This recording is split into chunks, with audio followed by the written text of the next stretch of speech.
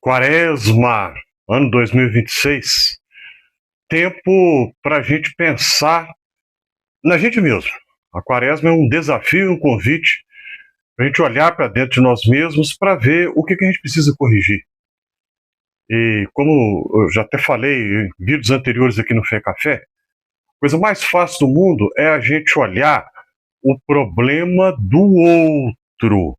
Eu olho para o outro e vejo que ele tem defeito, erro, falha, falta, pecado. É o outro, né? Mas nós somos convidados e desafiados a olhar para dentro de nós mesmos. E na Quaresma nós temos essa conjugação de ideias.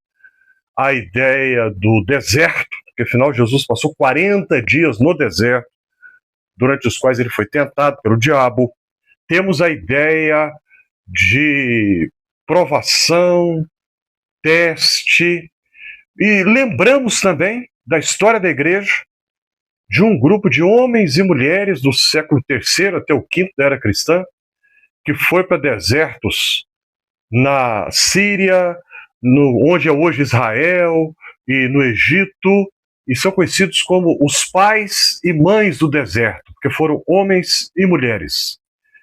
E eles nos ensinam muito sobre a vivência da fé, a caminhada da fé.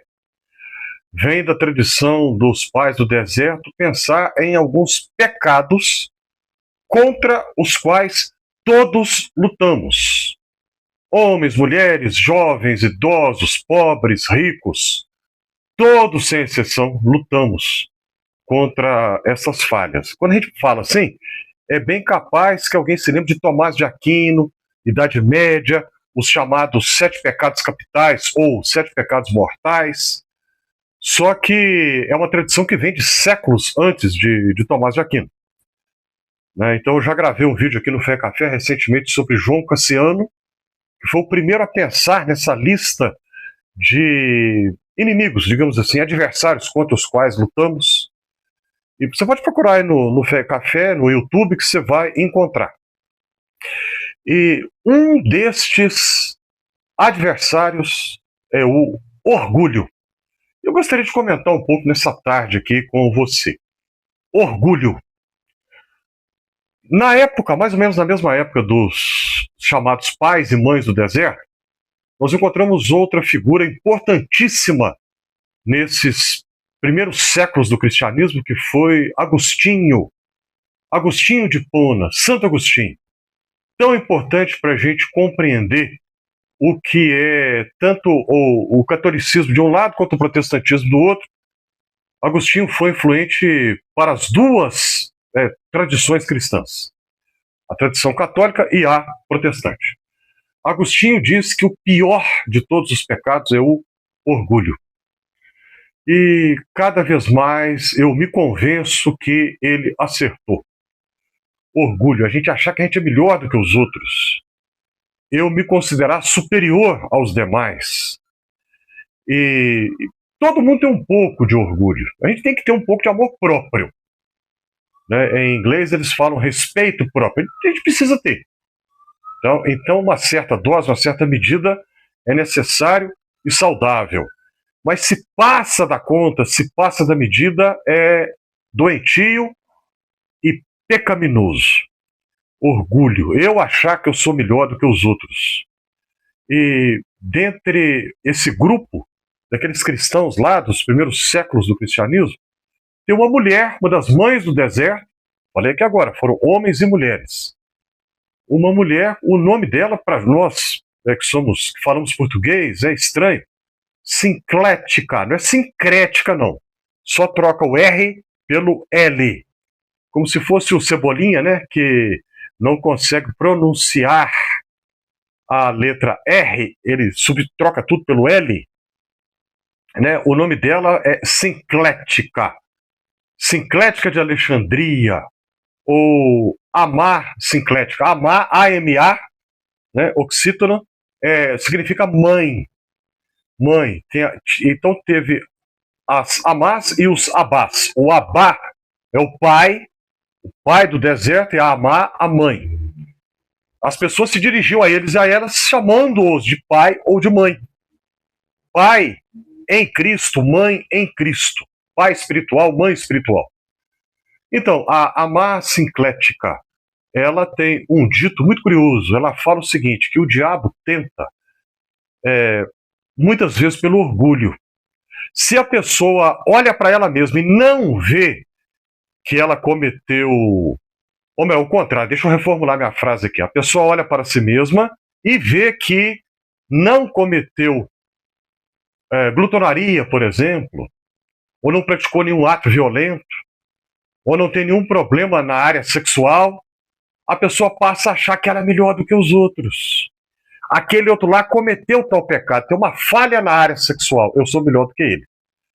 Aquela outra lá é muito fofoqueira, eu não, eu sou melhor do que ela. Aí a pessoa se acha, passa a achar que ela está acima dos demais. Você já reparou como que nos evangelhos Jesus bateu muito pesado na vaidade doentia de líderes religiosos judaicos do seu tempo? Tem aquela parábola que a gente encontra só no Evangelho de Lucas, de dois homens que foram ao templo para orar, e o primeiro deles não pediu nada para Deus. Não pediu nada. Olha para a oração dele. Ele, ó Deus, ó Senhor, graças te dou, porque eu não sou como os demais homens. Eu jejuo 2 vezes por semana. Dou o dízimo de tudo quanto eu ganho. Eu não sou como os outros, inclusive como aquele outro que está ali, que é um cobrador de impostos. Os cobradores de impostos eram detestados na sociedade judaica do tempo de Jesus, porque eles trabalhavam para os invasores romanos, né? Eram considerados traidores da pátria. E o outro, que era um cobrador de impostos mesmo, o texto diz que ele faz um pedido a Deus. Ele só fala assim: tem misericórdia de mim, eu sou um pecador. Esse foi atendido em sua oração. O outro não, por quê? Porque se julgava melhor do que todo mundo. E assim Jesus muitas vezes disse: aqueles que se acham os primeiros vão ser os últimos, e os que se julgam os últimos serão os primeiros. O orgulho. Esse é um tema importante na tradição cristã. João Calvino, o reformador protestante francês do século XVI, disse que de todas as virtudes, a principal é a humildade. Calvino conhecia muito bem o pensamento de Agostinho e foi muito influenciado por ele. Calvino inverte o pensamento de Agostinho, mas de uma maneira correta. Agostinho disse: o pior pecado é o orgulho.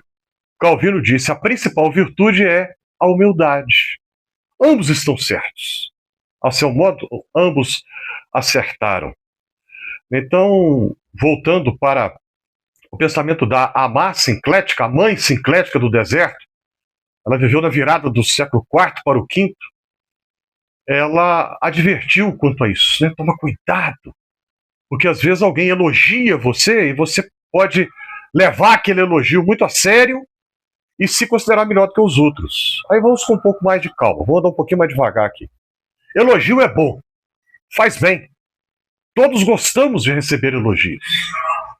O C.S. Lewis, que também foi muito influenciado por Agostinho, conhecia profundamente os escritos de Agostinho, o Lewis lembra que, conforme os evangelhos, o próprio Cristo vai elogiar os servos fiéis dele. Isso é muito bonito, é maravilhoso. O elogio é bom, mas cuidado. Para usar uma linguagem bem popular, não deixa subir para a cabeça. Não, se você recebe elogio, dê graças a Deus por isso.